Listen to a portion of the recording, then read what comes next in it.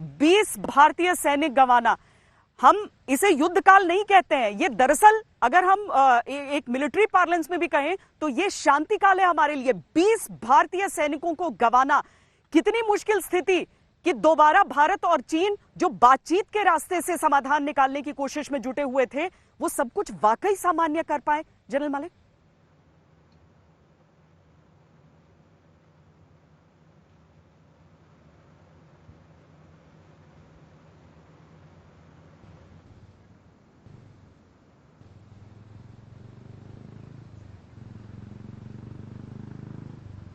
General Malik आपको आवाज आ रही है?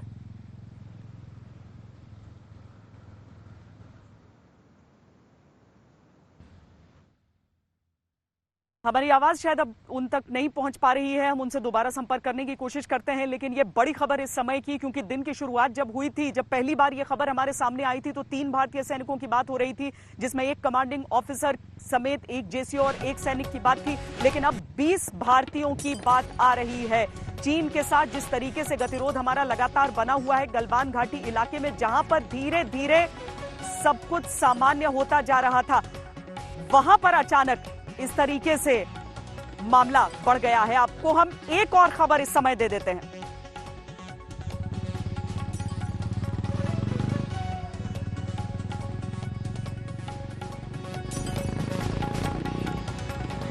हिमाचल प्रदेश से खबर ये आ रही है कि हिमाचल प्रदेश पे जो भारत चीन सीमा है, वहां पर अलर्ट पे रहने के निर्देश हैं। किन्नौर और लाहौल स्पीति से ये खबर हमारे सामने आ रही है। आपको हम बता दें कि जब से मई के पहले हफ्ते से, जब से ये टकराव, जब से इस तकरार की शुरुआत हुई है, तब से सिक्किम से लेकर और लद्दाख तक हर जगह अलग अलग टकराव की खबरें एक एक करके सामने आती रही। लेकिन सिक्किम में तो मामला शांत हो गया, पर लद्दाख के इलाके में नहीं हुआ। जनरल वीपी मलिक इस समय हमारे साथ जुड़ गए हैं, पूर्व थल सेना अध्यक्ष।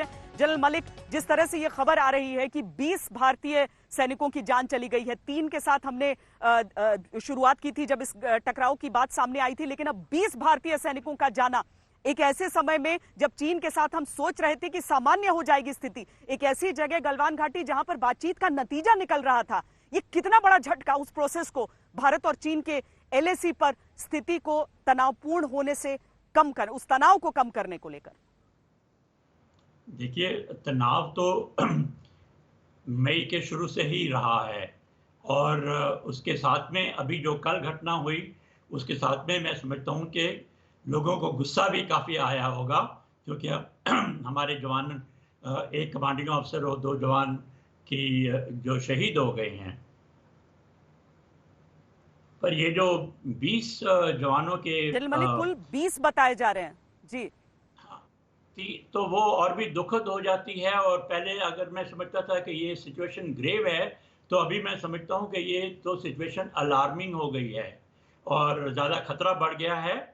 और इस वक्त मिलिट्री सिर्फ अपना काम वहाँ पर डटे रहना कर सकती है, और उनको पॉलिटिकल एडवाइस की ज़रूरत है, पॉलिटिकल हुक्म की ज़रूरत है कि आगे क्या करना है।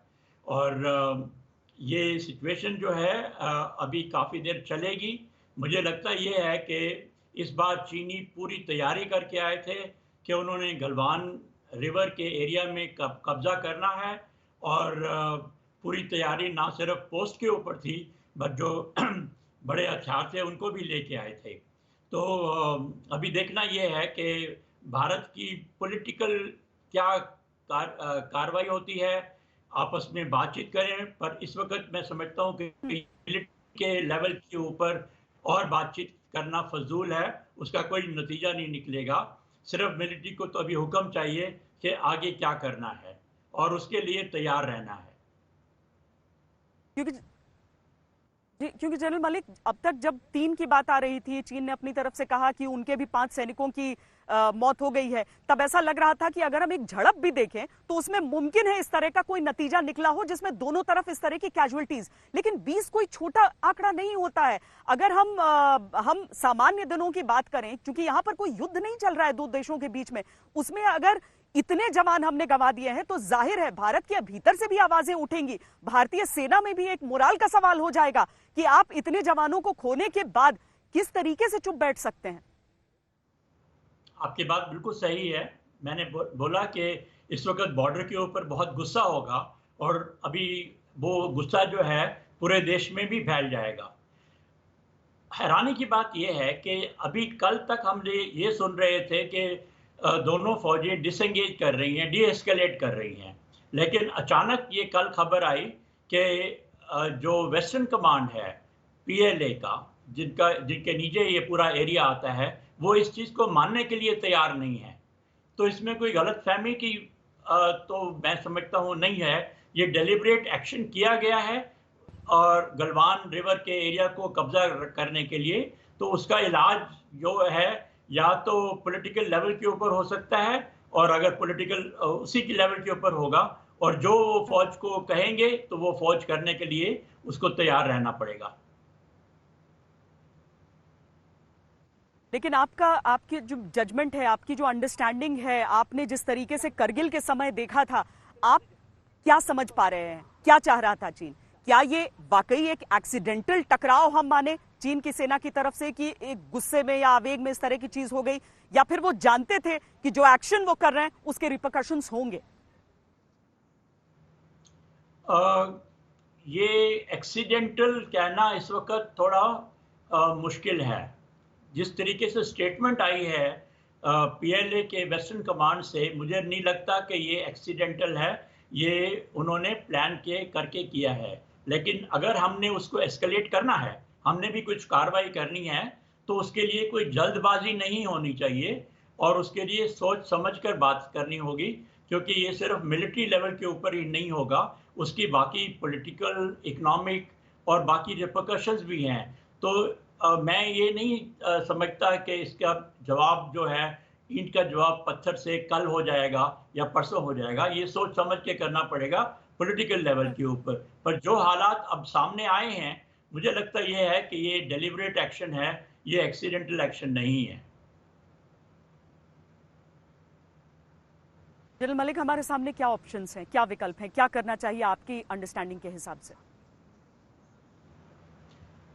देखिए, मैंने जैसे बोला, ये पॉलिटिकल डिसीजन लेना पड़ेगा। इस वक्त फौज को तो सिर्फ यही कहा जा सकता है कि आप वहां पर डटे रहो और उनका मुकाबला करने के लिए तैयार रहो। यही फौजी कमांडर अपनी फौज को बोलेंगे, चाहे वो गलवान का एरिया है या कोई दूसरे एरिया है बॉर्डर के ऊपर। लेकिन फैसला करना है ये देश ने कि हम इसको कितना एस्केलेट करना चाहते हैं या नहीं करना चाहते हैं, और फौज तो वही फैसला जो है, जो दिया जाएगा, उसको मानेगी, चाहे वो अंदर चाहे कितना भी गुस्सा हो। लेकिन जो मिलिट्री कमांडर है उनको पॉलिटिकल डायरेक्शन तो एक्सेप्ट करनी चाहिए और करनी पड़ेगी। जनरल मलिक, बहुत फर्क आ जाता है अगर हम पाकिस्तान जैसे देश को से डील करने की बात करें या फिर चाइना जैसे देश से डील करने की बात करें। बहुत अलग है हमारे रिलेशंस भी, इसके बावजूद कि हम दोनों देशों से युद्ध लड़ चुके हैं।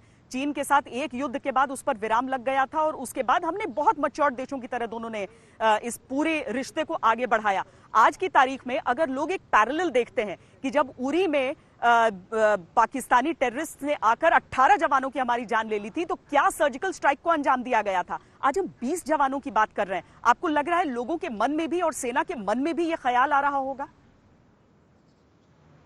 देखो, गुस्सा है, सेना के मन में तो जरूर गुस्सा होगा इस वक्त, खासकर बॉर्डर के ऊपर। और वो जब ये खबर सुनेगी, पूरा देश सुनेगा, तो देश में भी काफी रोष में आएगा और वो भी गुस्सा आएगा कि कुछ ना कुछ हमको करना चाहिए। लेकिन जब हम पॉलिटिकल लेवल के ऊपर इसका डिसीजन लेंगे, तो उसकी सारी इम्प्लीकेशंस हमको समझनी पड़ेगी। उसके इकोनॉमिक इम्प्लीकेशंस क्या हैं, उसके इंटरनेशनल रिलेशंस में उसके क्या इम्पैक्ट पड़ेगा, और हमारी डोमेस्टिक जो पॉलिसीज है उसके ऊपर क्या फर्क पड़ेगा, और वो सोच समझ के उनको फैसला करना है। इस वक्त मैं समझता हूँ कि फैसला दो चीज़ों में हो सकता है, कि इस चीज़ को लोकलाइज किया जाए या इसको बढ़ाया जाए।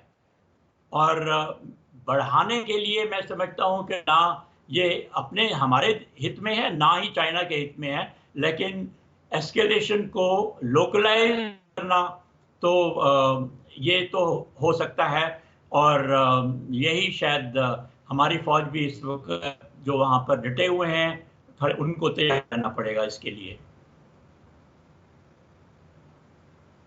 दिल मलिक, चूंकि वहां से जो खबरें हमारे सामने आ रही हैं उसमें यही कि थोड़ी ऊंचाई की जगह, हालांकि वो टेरेन बिल्कुल अलग है जो आम तौर पर हम जम्मू कश्मीर और लाइन ऑफ कंट्रोल पाकिस्तान के साथ लगती हुई सीमा को देखते हैं, लेकिन करगिल की पहाड़ियों से हम तुलना जाहिर है कर सकते हैं यहाँ पर।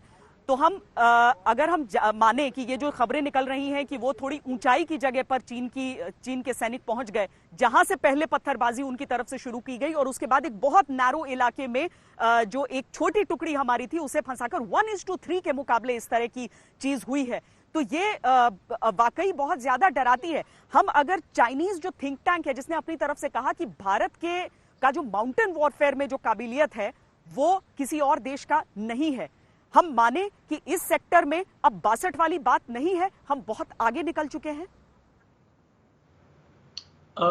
इसमें कोई शक नहीं है। हम लोगों को 1962 के बारे में सोचना नहीं चाहिए कि अभी समय भी बदल गया है, फौज भी बहुत बदल गई है और फौज में बहुत प्रोग्रेस हुई है। जो आप माउंटेन वॉरफेयर की बात करते हैं तो मैं आपको ये कहना चाहता हूँ कि ना सिर्फ हमारे में काबिलियत है, लेकिन मैं समझता हूँ कि जो हमारे सिपाही हैं, जो हमारे जवान हैं, जो हमारी फौज है, क्योंकि उन्होंने एक्सपीरियंस किया हुआ है माउंटेन वॉरफेयर का, और कारगिल का तो 1999 में हुआ है, तो उनकी जो दृढ़ शक्ति मैंने देखी है, दृढ़ता जो मैंने देखी है जवानों में, वो मैंने कहीं और दुनिया में नहीं देखी है। तो ना सिर्फ अभी ज़माना बदल गया है, हमारे इक्विपमेंट बदल गई हैं, लेकिन हमारे जो फौज के जवानों की जो काबिलियत है और उनकी जो दृढ़ता है वो भी काफ़ी पहले से, वो 1962 के बाद में नहीं कर सकते हैं, वो काफ़ी अच्छी है इस वक्त। आपकी जुबान से आती हुई ये बातें पूरे हिंदुस्तानियों के लिए बहुत ज्यादा महत्वपूर्ण हो जाती हैं।